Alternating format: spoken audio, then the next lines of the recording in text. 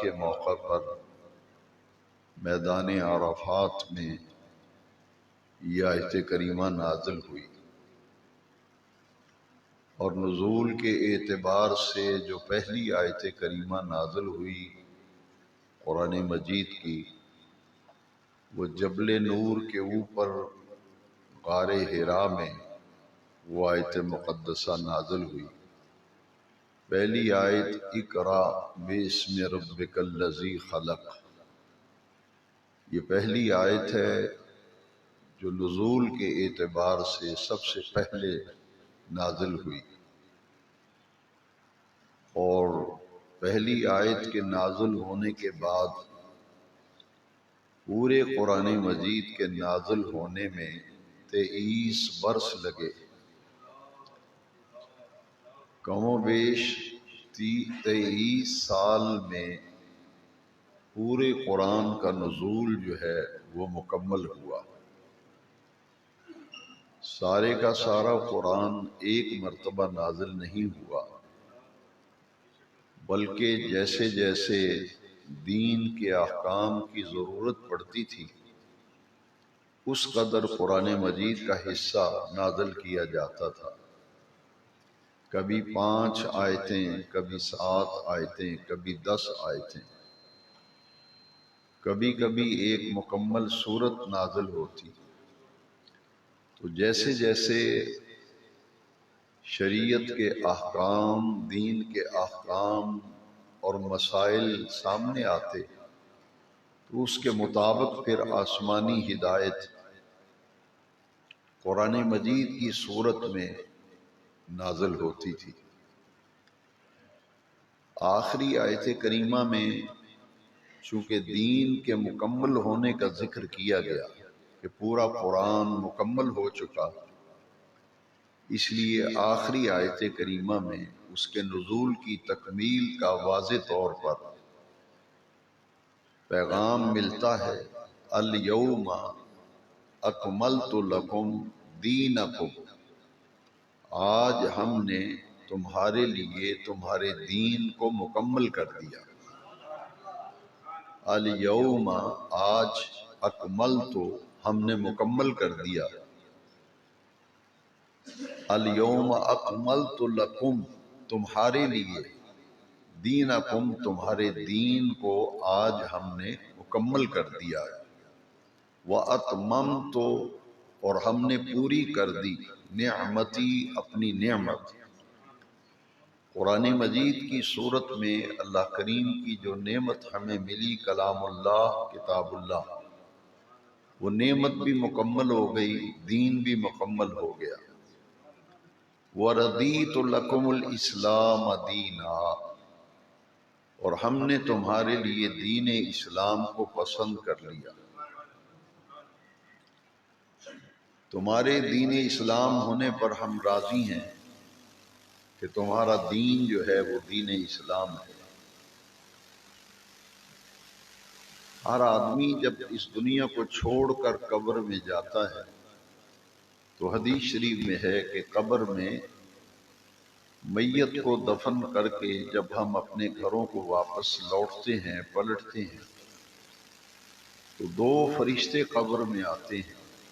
بخاری شریف میں یہ حدیث شریف موجود ہے، فجاء ملکان، 2 فرشتے قبر میں آتے ہیں، اور وہ مردہ، وہ میت جسے ہم قبر میں لٹا کے آتے ہیں، بخاری شریف میں حدیث شریف ہے، فَيُقْعِدَانُهُ، فرشتے اسے اٹھا کر بٹھا دیتے ہیں، اسے بٹھا کر 3 سوال اس سے کرتے ہیں، 3 باتیں اس سے پوچھتے ہیں۔ پہلی بات اور پہلا سوال جو اس سے کیا جاتا ہے وہ ہے مر ربک، تیرا رب کون ہے؟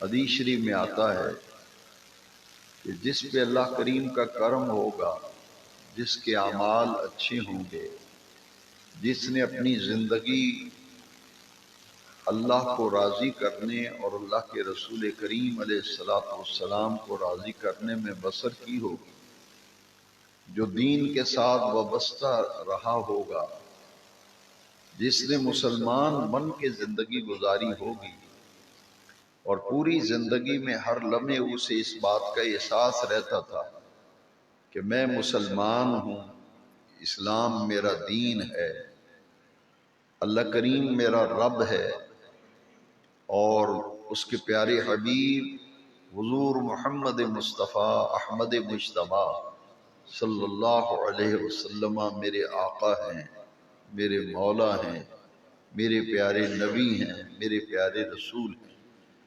جسے ہمہ وقت ذہن و ضمیر پر ان باتوں کا غلبہ رہتا تھا، وہ فوراً جواب دے گا، فرشتوں مجھ سے پوچھ رہے ہو مر ربک، ربی اللہ، میرا رب تو اللہ ہے۔ جب اس سوال کا جواب قبر والا دے لیتا ہے، بخاری شریف میں حدیث شریف اور دیگر کتب حدیث کے اندر جو قبر کے سوال پر حدیثیں ہیں، ان میں دوسرا سوال کیا جاتا ہے ما دینوں کا، بتاؤ تمہارا دین کون سا ہے، دین کیا ہے تمہارا۔ حدیث شریف میں ہے جسے مسلمان ہونے کا زندگی بھر احساس رہا اور اس نے مسلمان بن کر زندگی گزاری، فرما بردار بن کر زندگی گزاری۔ مسلمان کا معنی ہی یہ ہے کہ اللہ اور اس کے رسول کا فرما بردار۔ تو جب اس سے سوال ہوگا ما دینک، تیرا دین کون سا ہے، تو کس دین پر ہے، تو وہ فوراً جواب دے گا دینی الاسلام۔ تیسرا سوال جو قبر میں ہوگا، حدیث شریف میں ہے کہ حضور نبی کریم رؤوف الرحیم صلی اللہ علیہ وسلم کی ہر قبر والے کو زیارت کرائی جائے گی اور ہر ایک کو حضور کا دیدار ہوگا قبر میں، اور پھر فرشتے حضور کی طرف اشارہ کریں گے، اشارہ کر کے پوچھیں گے کہ جن کی تو زیارت کر رہا ہے، جن کا دیدار کر رہا ہے، جن کا جلوہ زیبا تیری نظروں اور نگاہوں کے سامنے ہے، ما کنت تقول فی حق ھذا الرجل، یہ ھذا گرائمر میں اس میں اشارہ ہے اور محسوس مبصر کے لیے آتا ہے کہ جو نظر بھی آ رہا ہو، محسوس بھی ہو رہا ہو۔ سوال کیا جائے گا ما کنت تقول فی حق ھذا الرجل، کیونکہ گرائمر، عربی گرائمر کا قاعدہ ہے مضارع پر اگر کانا آ جائے تو پھر ماضی استمراری بنتی ہے، تقول و مضارع ہے، کنت اس پہ ماضی آئی۔ اب پوچھا جائے گا ما کنت تقول فی حق ھذا الرجل، کہ بتا جس ہستی کی تو زیارت کر رہا ہے، دیدار کر رہا ہے، دنیا میں ان کے بارے میں کیا کہا کرتا تھا۔ پہلے دو سوال بڑے مختصر ہیں، مر ربک، تیرا رب کون ہے، دوسرا سوال بھی مختصر ہے ما دینک، تیسرا سوال ذرا تفصیل میں کیا جائے گا جو حضور کے بارے میں ہوگا ما کنت تقول فی حق ھذا الرجل، اس ہستی پاک کے بارے میں دنیا میں کیا کہا کرتا تھا۔ یہ ماضی استمراری ہے۔ اب یہ تین سوال ہیں قبر کے، جو ان تینوں سوالوں کا جواب دے لے گا اسے کہا جائے گا نم کا نومت العروس، نم سو جا، کا نومت العروس، عروس کہتے ہیں دلہن کو، ایسے سو جا جیسے دلہن سوتی ہے۔ اسے قیامت آنے تک اس کی قبر کو جنت کے باغیچوں میں سے باغیچہ بنا دیا جاتا ہے، اس کی جنت کی کیاریوں میں سے کیاری اس کی قبر بن جاتی ہے، اور اسے جہنم کی طرف ایک کھڑکی کھول کے دکھایا جاتا ہے کہ اگر تم جواب نہ دے پاتے تو تمہارا ٹھکانہ یہ تھا، اب تم نے سوالوں کے جواب دے دیے، لہذا اب تمہاری قبر جو ہے اسے جنت کا باغ بنا دیا گیا۔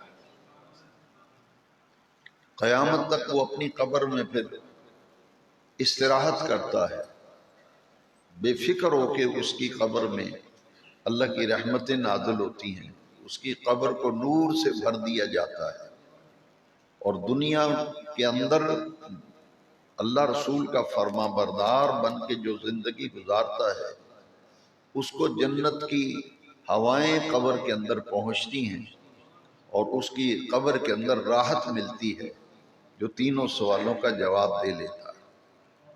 حدیث شریف میں ہے کہ جس آدمی نے غفلت میں زندگی گزاری ہوگی، اللہ اور اس کے رسول سے غافل رہا ہوگا، کہ ایک سچے مسلمان پر سب سے بڑی ذمہ داری اور سب سے بڑا فریضہ وہ نماز ہے، 5 وقت۔ ایک آدمی بالکل نماز پڑھتا ہی نہیں، نماز کے بارے میں اسے کوئی خیال، کوئی توجہ، کوئی فکر ہی نہیں، مسجد کا اس نے کبھی راستہ نہیں دیکھا، قرآن مجید کے ساتھ کبھی واسطہ نہیں رکھا، نہ اس کی تلاوت کی، نہ اس کی زیارت کی، نہ اس کے مضامین میں غور و فکر کیا، لا تعلقی میں جو زندگی گزارتا ہے، دین سے دوری میں وقت گزارتا ہے، دین سے غفلت میں وقت گزارتا ہے۔ 5 وقت کی نماز تو ایک دن میں فرض ہے، ان الصلاۃ کانت علی المؤمنین کتابا موقوتا، کہ ہر مصاحب ایمان پر، ہر مومن پر ایک دن میں 5 مرتبہ نماز کی ادائیگی فرض کی گئی، اور قیامت کے دن جب اعمال کا حساب و کتاب ہوگا تو سب سے پہلے اولاً سب سے پہلے جس عمل کا حساب ہوگا وہ تو نماز کا عمل ہے، اور حضور نے فرمایا کہ ایمان اور کفر میں فرق کرنے والی شے نماز ہے۔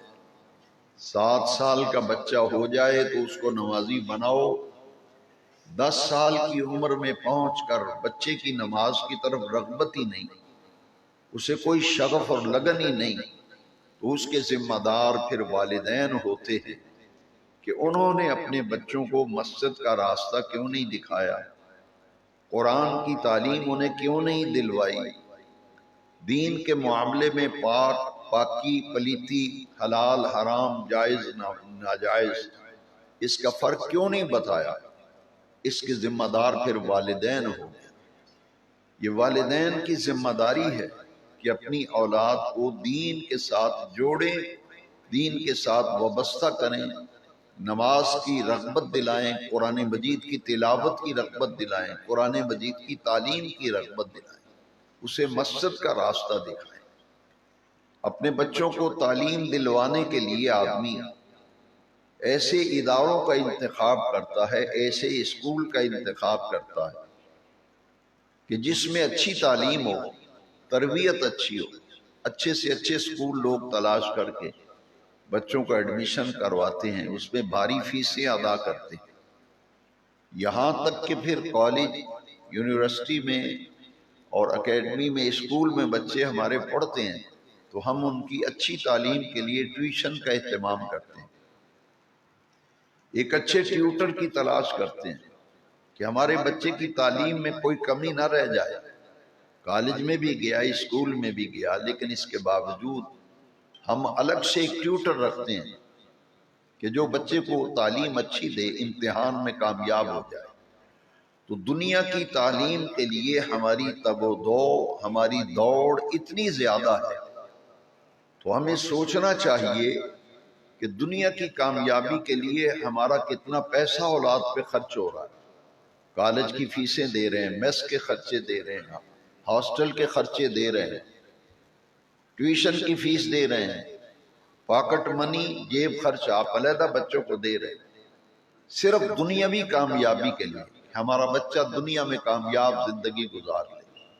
لیکن جو آخرت کی کامیابی ہے کہ ہماری اولاد، ہمارے بچے آخرت میں بھی کامیاب ہوں، یہ منع نہیں ہے کہ دنیا میں کامیابی آپ کیوں اس کے لیے محنت کر رہے ہیں، کرنی چاہیے۔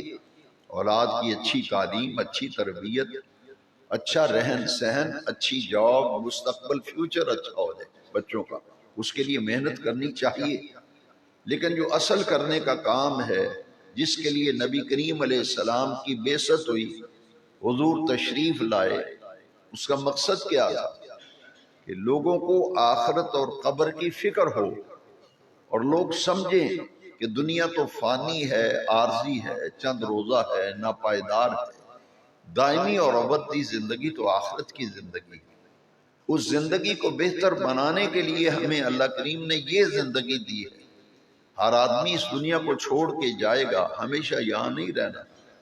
تو جس دنیا کی زندگی میں ہم نے 100 سال رہنا ہے، 80 سال رہنا ہے، 50 سال رہنا ہے، اس کی ہمیں اتنی فکر ہے کہ ہم کہتے ہیں کہ اپنے بچوں کا ہمارے اپنے پاؤں پہ کھڑے ہو جائیں، مستقبل روشن ہو جائے، اس کے لیے وقت بھی دے رہے ہیں۔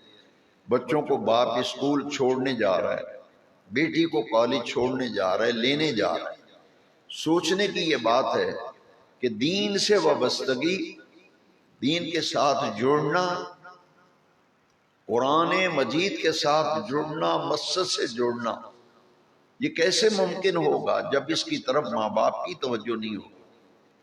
کبھی ہم نے سوچا کہ مساجد میں، مدارس میں تعلیم دی جاتی ہے اور عمومی طور پر کوئی ٹیوشن فیس نہیں ہوتی، کوئی ہاسٹل کا خرچہ نہیں ہوتا، لیکن لوگ اپنے بچوں کو دین کی تعلیم نہیں دلواتے، قرآن مجید تک لوگوں کو پڑھنا نہیں آتا، تو اس کا کون ذمہ دار ہے؟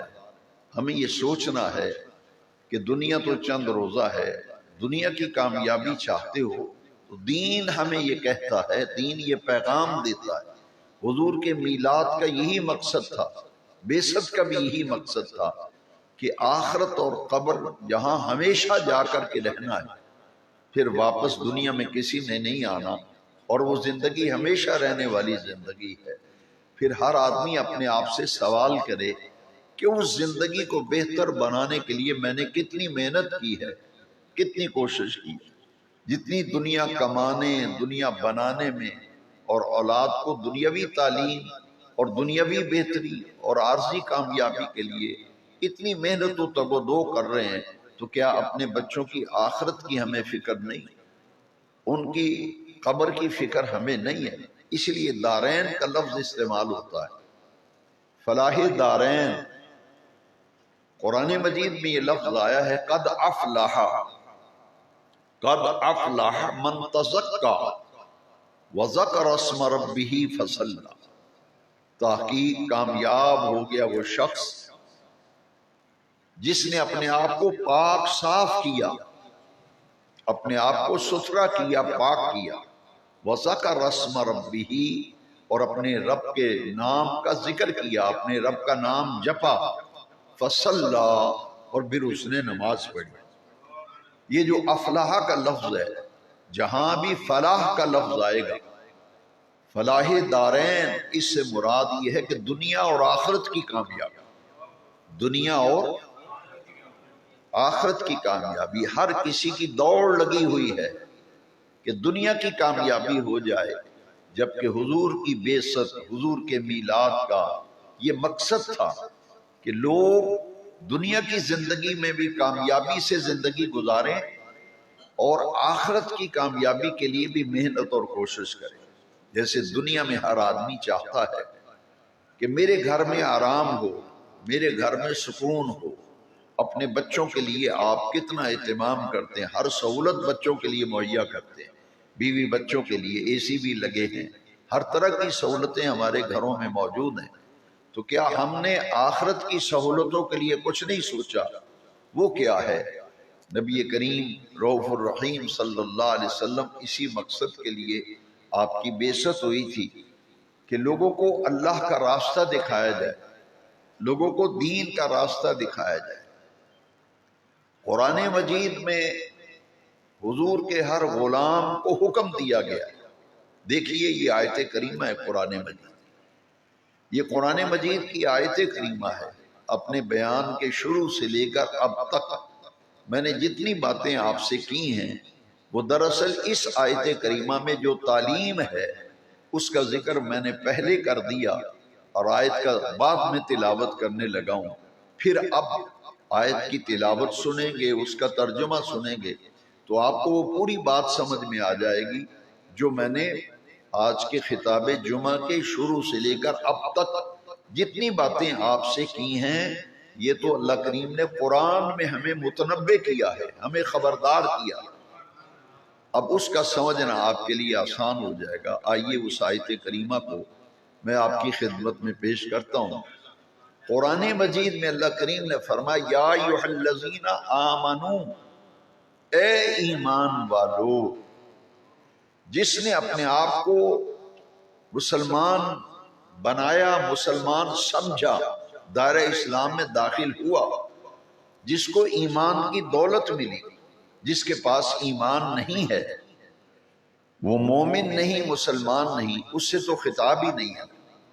خطاب ہے صرف ایمان والوں سے، صرف جو حضور کی غلامی کا دم بھرنے والے ہیں، جو اپنے آپ کو مسلمان تصور کرتے ہیں، جو اپنے آپ کو مومن تصور کرتے ہیں، جو اپنے آپ کو حضور کا امتی تصور کرتے ہیں، ان کو رب ذوالجلال نے قرآن مجید میں حکم دیا ہے یا ایھا الذین آمنو، اے ایمان والو، قو انفسکم واہلیکم، خود بھی بچو اور اپنے اہل و عیال کو بھی بچاؤ۔ قو انفسکم، اپنے آپ کو بچاؤ، واہلیکم، اپنی بیوی، اپنی بیٹیوں، اپنے بیٹوں کو بچاؤ۔ کس چیز سے بچاؤ؟ فرمایا یا ایھا الذین آمنوا قوا انفسکم واہلیکم نارا، خود بھی جہنم کی آگ سے بچو اور اپنے بیوی بچوں کو بھی جہنم کی آگ سے بچاؤ۔ یہ ہے وہ حکم جس پر میں نے ساری گفتگو کی کہ ہماری یہ ذمہ داری ہے کہ ہم اپنے آپ کو اللہ اور اس کے رسول کی فرما برداری میں دے دیں۔ مسلمان ہونے کا اگر دعویٰ ہے، صاحب ایمان ہونے کا دعویٰ ہے، تو پھر قرآن مجید میں اللہ کریم نے فرمایا کہ خود بھی جہنم کی آگ سے بچو، بیوی بچوں کو بھی جہنم کی آگ سے بچاؤ۔ یعنی اس راستے پہ نہ چلو، اس راستے پہ وہ کام نہ کرو جن کاموں کی بدولت اپنی آخرت تباہ کر بیٹھو۔ اس راستے پہ نہ چلو جس راستے پہ چلنے سے تمہاری آخرت خراب ہو جائے، عاقبت خراب ہو جائے، قبر خراب ہو جائے۔ اور اللہ کریم نے ہر انسان کے لیے توبہ کا دروازہ کھلا رکھا ہے۔ توبہ کا دروازہ ہر انسان کے لیے توبہ کا دروازہ کھلا رکھا ہے۔ کب تک؟ جب تک موت نہیں آتی۔ ہر انسان کی جو موت ہے جب وہ آنی ہے تو اس سے پہلے پہلے تک موت کا دروازہ کھلا ہے۔ جب موت آ جائے گی پھر توبہ کا دروازہ بند ہو جائے گا۔ لہذا اسلام کے ہمارے اوپر بڑے احسان ہیں۔ مدینے والے آقا صلی اللہ علیہ وسلم جن کا میلاد پاک ہم نے منایا، اب میلاد منا کر جو اصل ذمہ داری ہمارے اوپر پورا سال کرنے والا کام ہے وہ یہ ہے کہ ہم اس ذمہ داری کو محسوس کریں کہ جس رب نے اتنا کرم کیا کہ اپنے محبوب دے کر ہمیں احسان جتلایا، ساری نعمتیں دیں پر رب نے احسان نہیں جتلایا، لیکن جب اپنے محبوب دیے تو فرمایا لقد من اللہ علی المؤمنین، میں نے ایمان والوں پر احسان کیا کہ انہیں اپنا عظمت والا محبوب دے دیا۔ رب احسان جتلا رہا ہے۔ من اللہ، اللہ نے احسان کیا علی المؤمنین اذ بعث فیہم رسولا، جب ان میں عظمت والا رسول بھیج دیا۔ لہٰذا اب ہماری یہ ذمہ داری ہو گئی کہ جس محبوب کے ساتھ ہم جڑے ہیں، جس سے وابستہ ہیں، آپ اندازہ لگائیں کہ ہمارے ہاں کسی ڈپارٹمنٹ میں، کسی محکمے میں کوئی آدمی جب جاب کرتا ہے، وہ جوائن کرتا ہے کسی بھی محکمے کو، ڈپارٹمنٹ، جب اس کے قواعد و ضوابط اور اصولوں کی خلاف ورزی کرتا ہے تو اسے نوٹس آتا ہے، اسے نوٹس آتا ہے کہ تم نے یہ ہمارے قوانین کی، بائی لاز کی، ہمارے ضوابط کی خلاف ورزی کی ہے، ان کا جواب اتنے دنوں میں تمہیں داخل کرانا پڑے گا کہ تم نے ایسا کیا کیا۔ اور بعض ایسی سنگین غلطیاں ہوتی ہیں کہ کسی بھی سروس کرنے والے، کسی ملازم، کسی جاب کرنے والے سے کوئی سنگین غلطی ہو جائے تو محکمہ اسے ڈسچارج کر دیتا ہے، اسے نکال دیتا کہ تم نے یہ غلطی کی ہے اور تم نکل جاؤ، اب تم اس ادارے میں رہنے کے قابل نہیں ہو۔ ایسا ہی ہے، لیکن ذرا غور کیجئے، ہم نے جب کلمہ پڑھا تو ہم وابستہ ہو گئے دین اسلام کے ساتھ، حضور کے امتی ہونے کا دعویٰ کیا تو دین اسلام سے ہم وابستہ ہو گئے۔ یہاں ہر کوئی مسجد سے مولوی کو نکال دیتے ہیں، مولوی سے غلطی ہو مسجد سے نکال دیا، امام کو 50 سال نمازیں پڑھتے ہیں، امام کو ایسے نکال کے پھینکتے ہیں جیسے مکھن سے بال نکال کے پھینکتے ہیں، ایسا ہی ہے۔ لیکن جو سوچنے کی بات ہے وہ یہ ہے کہ ہر آدمی برداشت نہیں کرتا، وہ تو نکال دیتا ہے، ملازم کو نکال دیتے ہیں آپ، لیکن اللہ کتنا رحمان و رحیم ہے۔ آپ اپنے مالک کی ایک دن بات نہ مانیں، دوسرے دن دیکھیں آپ کا کیا اثر ہوتا ہے۔ کسی ایک دکان سے چھوٹے سے ملازم کو لے لیں اور دنیاوی محکموں میں ٹاپ آف دی کلاس سارے عہدوں کو لے لیں، لیکن جب باس کی بات نہیں مانتا تو حکومت کو بھی پکڑ کر اس کو پھانسی پہ لٹکا دیتے ہیں، پرائم منسٹر بھی ہو تو پکڑ کے جیل میں بھیج دیتے ہیں۔ کیوں؟ کہ ہماری مرضی سے نہیں چلا، ہماری مرضی سے تو پرائم منسٹر بھی ہو تو جیل کی سلاخوں کے پیچھے رہنا پڑتا ہے۔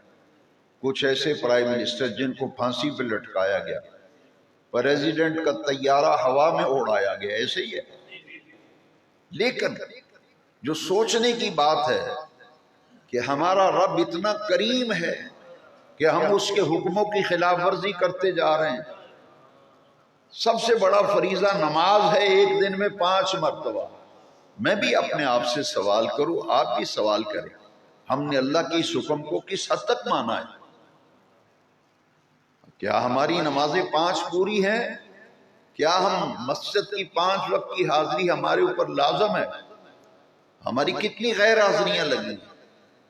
اکیڈمی میں، کالج میں، اسکول میں چھٹیاں کرے بچہ، لگاتار ہی غیر حاضریاں ہوں، کوئی کالج والا، یونیورسٹی والا، کوئی اکیڈمی والا اسے کالج میں رہنے دیتا ہے؟ وہ کہتا ہے یہ ہماری یونیورسٹی کا ماحول خراب کر رہا ہے، یہ میں نے چھوٹا سا سکول بنایا، اس کا بھی بیڑا غرق کر رہا ہے، اس کو نکال دو بچے کو۔ لیکن سوچئے اور بار بار سوچئے، ہم نے میلاد منایا، اللہ کا شکر، اور جو اصل سوچنے اور کرنے کے کام ہیں ہمارے، اس کی طرف ہمیں پورا سال توجہ دینے کی ضرورت ہے۔ ہم اللہ کی نافرمانی کے جمعہ ہم نہیں پڑھتے، مسجد کا حال دیکھ لیں، شہر کی آبادی دیکھیں اور اجتماع دیکھیں کتنے لوگ ہیں، نمازوں میں دیکھیں کتنی صفیں ہیں، چلو فجر کی نماز میں دیکھ لیں، کسی مسجد میں جا کے فجر کی نماز میں گنے کتنے آدمی ہیں، پھر محلے کی آبادی دیکھیں اور شہر کی آبادی دیکھیں، پورے شہر کی مسجدوں کے نمازیوں کو کیلکولیٹ کریں، ان کو جمع کر لیں تو کتنے فیصد نمازی نکلیں گے، کیا حال ہوگا؟ سب کچھ کرنے کے باوجود کیا سود اس معاشرے کی رگوں میں رچ بس نہیں گیا؟ اچھے اچھے لوگ، سوچ و بچار کرنے والے لوگ، یہاں تک کہ نمازی لوگ، دین سے وابستہ لوگ، وہ بھی سود کی دلدل میں کسی نہ کسی درجے میں پھنسے ہوئے ہیں، کوئی پیسے لے رہا ہے، کوئی دے رہا ہے، اور سود کے گرد و غبار میں ہم اٹے ہوئے ہیں۔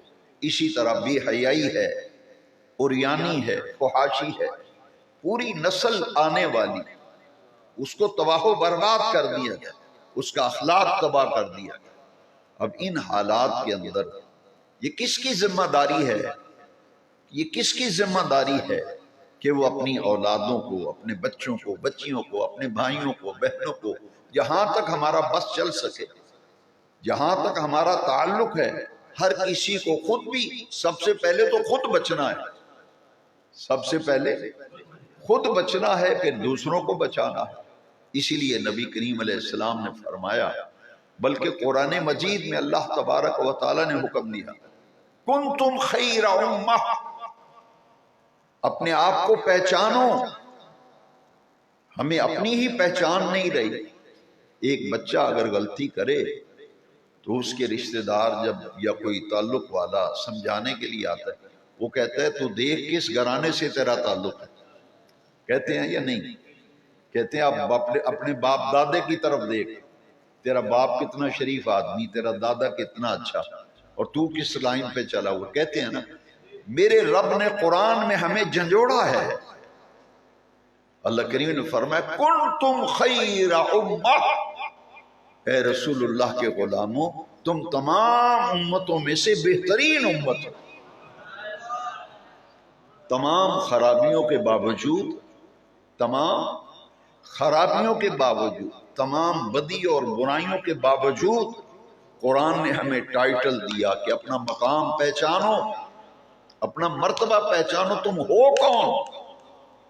تو قرآن نے کہا کنتم خیر امہ، تم 1.25 نبیوں کی امتوں میں سے نبی آخر الزمان حضور خاتم الانبیاء کی امت وہ عظیم امت ہے. جس طرح ان کے رسول 1.25 نبیوں کے سردار ہیں، اسی طرح اس امت کو تمام امتوں میں سے بہترین امت بنایا گیا. کنتم خیر امہ، تم تمام امتوں میں سے کیا ہو؟ بہترین امت. تو ہمارا تعلق تو بہترین امت کے ساتھ ہے. اب ہماری ڈیوٹی کیا ہے، جس کے لیے آج میں نے جمعے کے موضوع کا انتخاب کیا؟ ہماری ایک ذمہ داری قرآن میں، اس منبر سے قرآن بیان ہوتا ہے یا حدیث بیان ہوتی ہے. رب کریم نے ہماری ڈیوٹی، ہمارے ذمہ ایک فریضہ لگایا ہے، ایک کام ہمارے ذمہ لگایا. دنیا میں ہم ایک دوسرے کو کہتے ہیں کہ آپ سے مجھے ایک کام پڑ گیا ہے، وہ میرا کام آپ نے کرنا ہے، میں نے آپ سے کام لینا ہے. زیادہ محبت ہو تو کیا کہتے ہیں؟ میں نے آپ سے کام لینا ہے، یہ میں نے آپ سے کام کروانا ہے. لیکن کیا ہم نے کبھی سوچا کہ رب نے بھی قرآن میں فرمایا کہ تم سے ایک کام لینا ہے، تمہارے ذمہ ایک کام ہے، وہ کیا ہے؟ فرمایا تعمرون بالمعروف، خود بھی نیکی کے راستے پہ چلو، خود بھی اچھے کام کرو، خیر، بھلائی، نیکی، سلامتی والے کام خود بھی کرو. اور جن کے ساتھ تمہارا تعلق ہے، جو تمہاری بات مانتے ہیں، جو تمہارے کہے میں ہیں، کم از کم ان کو تو اس راستے پہ چلاؤ جس راستے پہ آپ چل رہے ہو. تعمرون بالمعروف، خود بھی نیکی، ہدایت، سلامتی، بھلائی، امن، اس راستے پہ خود بھی چلو اور دوسروں کو بھی اس راستے پہ لے کے آؤ.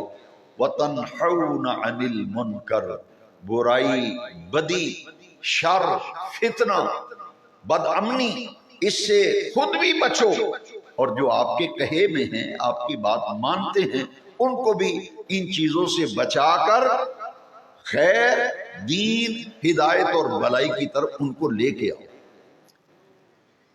اسے اگر ٹیکنیکل ورڈز میں آپ سمجھنا چاہیں تو اسے کہتے ہیں امر بالمعروف نہی عن المنکر. امر بالمعروف نہی عن المنکر. نہی کا معنی ہے روکنا، بدی اور برائی سے روکنا. اور حضور کی حدیث ہے اس معاملے میں جو ہماری رہنما ہے. ہم مسلمان ہیں بحمد اللہ تعالی، اسلام ہمارا دین ہے. اللہ ربنا، اللہ ہمارا رب ہے. سیدنا محمد صلی اللہ علیہ وسلم نبینا، ہمارے آقا محمد پاک ہیں صلی اللہ علیہ وسلم. القرآن و کتابنا، اور ہمیں فخر ہے کہ ہمارے پاس آسمانی ہدایت قرآن کی صورت میں جو الہامی کتاب ہے، کلام اللہ، اللہ کا کلام ہے. یہ مکمل ہدایت ہے، اللہ کی مکمل نعمت ہے. دین کامل و اکمل ہے، اور زندگی کے کوئی معاملہ ایسا نہیں جس میں دین ہماری رہنمائی نہ کرتا. پھر حضور کی سیرت طیبہ ہے. کتنے اللہ کے انعام ہیں. ایک تو ہمیں دین کامل و اکمل و مکمل دیا، قرآن ہمیں عطا کیا، پھر قرآن میں خود ہی بے نیاز رب نے اعلان کیا لقد کان لکم فی رسول اللہ اسوۃ حسنہ، لقد کان لکم فی رسول اللہ اسوۃ حسنہ۔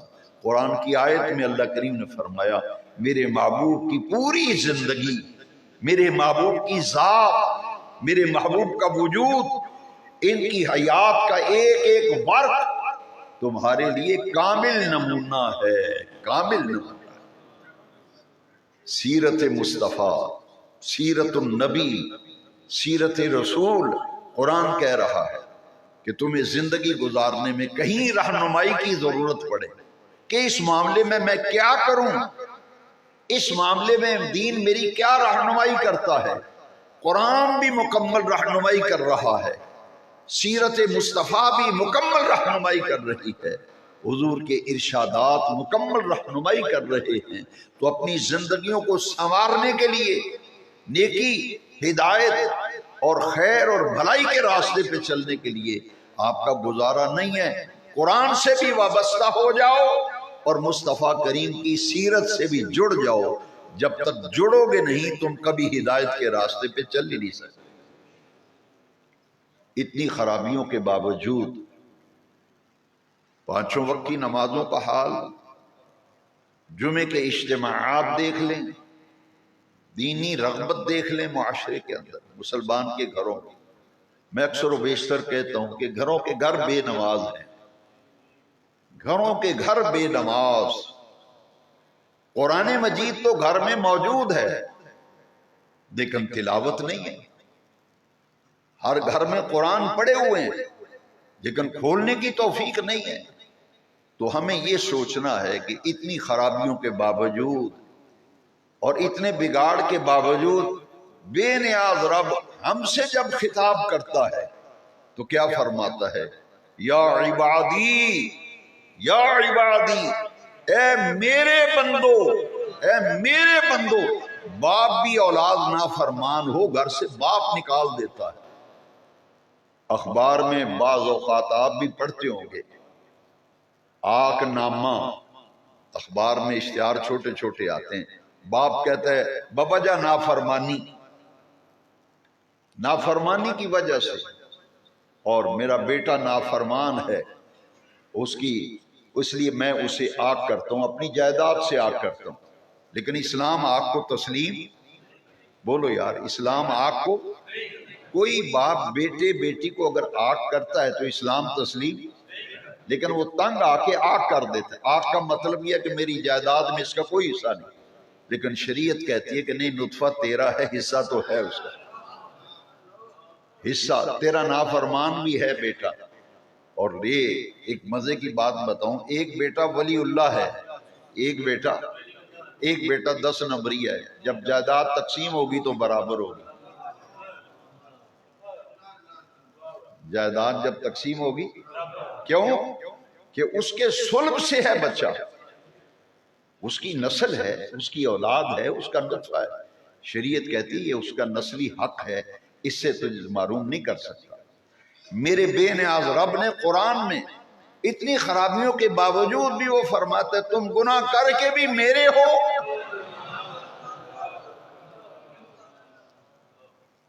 قوم کو، امت کو کون سمجھائے گا یہ بات؟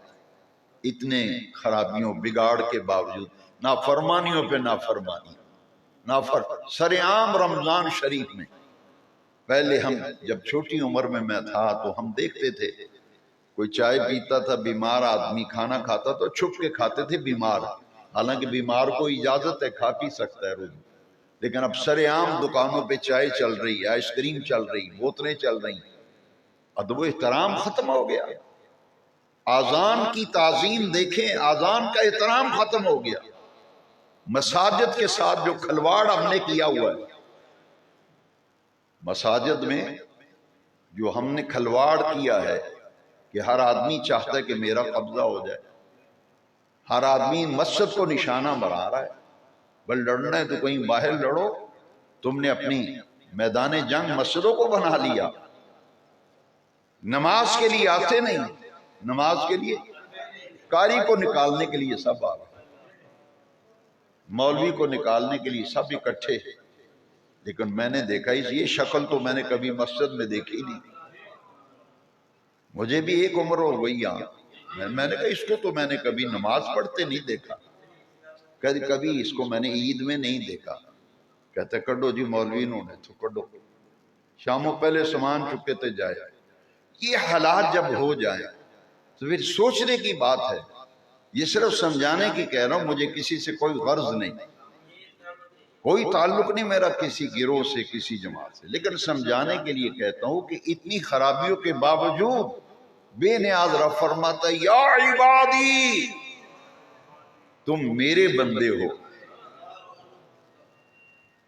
یا عبادی تم میرے، پھر بھی میرے ہی ہو، پھر بھی وہ فرماتا اللہ تقنطوا من رحمت اللہ، توبہ کا دروازہ تیری موت تک کھلا ہے، توبہ کا دروازہ تیری موت تک کھلا ہے۔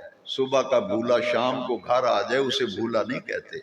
بے نیاز رب فرماتا ہے زندگی میں واپس آ جا، پلٹ آ، بہت آگے نکل گیا، نافرمانی میں تو بہت آگے نکل گیا، اب بھی تیرے لیے میں نے دروازہ کھلا رکھا۔ باپ کہتا ہے میرے دروازے تیرے واسطے بند ہیں، بیٹی کو باپ کہتا ہے تو نے اگر ایسا کیا تو پھر تو اپنے گھر میں ہی رہے گی، میرے گھر کے دروازے تیرے لیے بند ہیں۔ لیکن بے نیاز رب ہمارا پروردگار وہ فرماتا ہے تیری موت تک میرا دروازہ کھلا ہے، میرا دروازہ کھلا ہے، آ جا، اب بھی وقت ہے، پلٹ آ، لوٹ آ، واپس آ جا، اور اب بھی نافرمانی کی دلدل سے نکل کر، گناہوں کی دلدل سے نکل کے آ، ہدایت اور نیکی کے راستے پہ آ جا، میں تیری توبہ بھی قبول کروں گا، تجھے اپنی رحمتیں بھی عطا کروں گا۔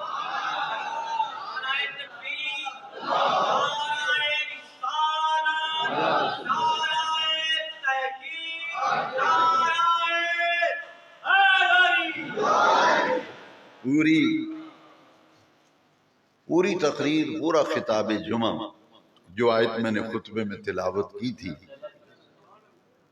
اس آیت کے اندر وہ سارا مضمون جو میں نے بیان کیا وہ اسی آیت کی تفسیر کی روشنی میں فلا وربک، پہلی بات تو یہ سمجھے نا، رب نے اپنی قسم کھائی ہے، کس کی قسم؟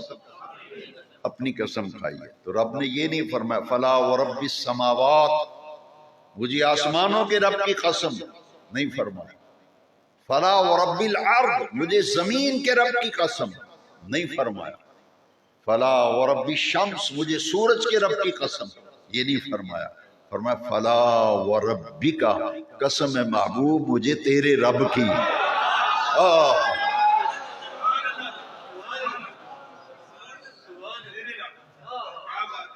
کتنا مزہ ہے، قسم بے نیاز اپنی کہا رہا،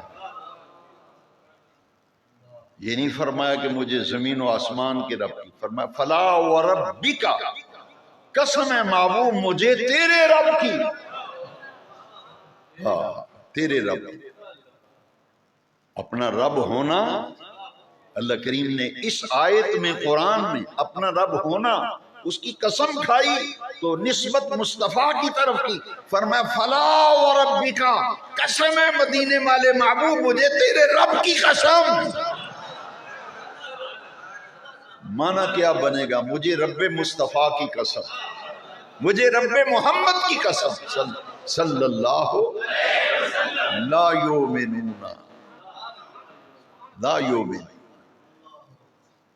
تم کہتے رہو مومن ہے، اللہ فرماتے نہیں، لا یؤمن، یہ مومن نہیں ہو سکتے حتی یحکموک، محبوب جب تک آپ کو فیما شجر بینہم، اگر ان کے درمیان کوئی تنازع پیدا ہو جائے، کوئی جھگڑا پیدا ہو جائے، اے محبوب جب تک آپ کو فیصلہ کرنے والا حکم تسلیم نہ کریں تو یہ ہرگز مومن نہیں ہو سکتے۔ فلا وربک لا یؤمنون حتی یحکموک فیما شجر بینہم، آپ کو فیصل مانے، حکم مانے، اور جب آپ ان کے تنازع کو سن کر ان کا فیصلہ کر دیں حرج، پھر اپنے دل کے اندر کوئی تنگی محسوس نہ کریں، حرج، دل میں گھٹن تنگی محسوس نہ کریں، وَيُسَلِّمُوا تَسْلِيمًا، اور جو بھی آپ فیصلہ ان کے تنازع پہ کر دیں اس کو دل و جان سے تسلیم کریں۔ جب تک تسلیم نہیں کریں گے دل و جان سے، دل میں گھٹن قطعاً نہ آئے، اگر گھٹن آ گئی تو مومن نہیں رہیں گے، آپ کو حکم نہ مانے تب بھی مومن نہیں رہیں گے۔ وہ مومن نہیں ہو سکتا جب تک مدینے والے کو اپنے تمام معاملات میں فیصل نہ مان لے، اور جو حضور فیصلہ فرما دیں پھر اس پر دل کے اندر کو تنگی کو گھٹن محسوس نہ کرے، وَيُسَلِّمُ تَسْلِيمًا، اور اس کو دل و جان سے تسلیم کر لے۔ معلوم یہ ہوا کہ دین مکمل کامل اکمل ہے، قبر میں سوال ہوں گے اور اس میں یہی باتیں پوچھی جائے گی۔ ان سوالوں کی تیاری کے لیے اپنے آپ کو فرما بردار بنانا، اپنے آپ کو، آج کے خطاب جمعہ کا یہی خلاصہ ہے کہ اللہ تبارک و تعالی اور اس کے پیارے محبوب کریم کی غلامی میں نجات ہے، ان کی اطاعت میں، اطیع اللہ و اطیع الرسول، ان کے حکم ماننے میں کامیابی ہے۔ جب اللہ اور اس کے رسول کے حکم کو نہیں مانیں گے تو پھر بتائیے خیر کہاں سے آئے گی؟ یا ایھا الذین آمنوا قوا انفسکم واہلیکم نارا، خود بھی جہنم کی آگ سے بچو، بیوی بچوں کو بھی جہنم کی آگ سے بچاؤ، نماز کا ماحول گھر میں لاؤ، قرآن کی تلاوت لاؤ، حرام خوری اور حرام اشیاء اور حرام سے بچو، اپنا دامن بچاؤ، ہر اس کام سے بچنا چاہیے جس میں نافرمانی ہو اللہ اور اس کے رسول کی، اور اگر کوئی صاحبن بتقاضۂ بشریت کوئی گناہ کو غلطی سرزد ہو جائے تو پھر توبہ کا دروازہ کھلا ہے اس کے لیے۔ پھر قرآن میں فرمایا توبو الی اللہ، توبو الی اللہ، اے ایمان والو اللہ نے توبہ کا دروازہ کھلا رکھا ہے، آج بھی واپس آ جاؤ، پلٹ آؤ، توبہ کر لو، معافی مانگ لو۔ توبہ کا معنی ہے اپنے گناہوں کی، غلطی ہو جائے تو معافی مانگو، گناہ ہو جائے تو استغفار، استغفار کا معنی ہے اپنے گناہوں کی معافی۔ فرمایا پھر پڑھا کرو استغفر اللہ ربی من کل ذنب واتوب الیہ، جس نے یہ پڑھ لیا حدیث شریف کے اندر آتا ہے کہ اللہ تعالیٰ اس کے گناہوں کو حرف غلط کی طرح مٹا دیتا ہے۔ کثرت استغفار، رزق میں برکت، اولاد میں برکت، کاروبار میں برکت، پریشانیوں سے نجات، بہت سی حدیثیں ہیں۔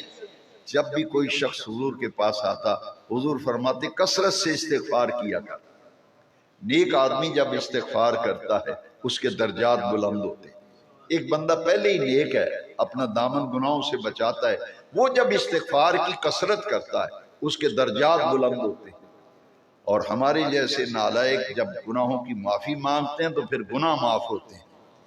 رجوع الی اللہ، رجوع الی اللہ، آج کے خطاب جمعہ کا یہ خلاصہ ہے کہ آؤ دین کے ساتھ جڑ جاؤ۔ سب سے بڑا فریضہ نماز، اپنے آپ کو پابند بناؤ، اپنے ماحول میں، اپنی ذات میں نماز کو لاؤ، اپنے گھر میں نماز کو لاؤ، اپنے معاشرے میں نماز کو لاؤ، اور گھر کے ماحول میں نماز بھی لاؤ اور قرآن کی تلاوت بھی لاؤ۔ وآخر دعوانا الحمدللہ۔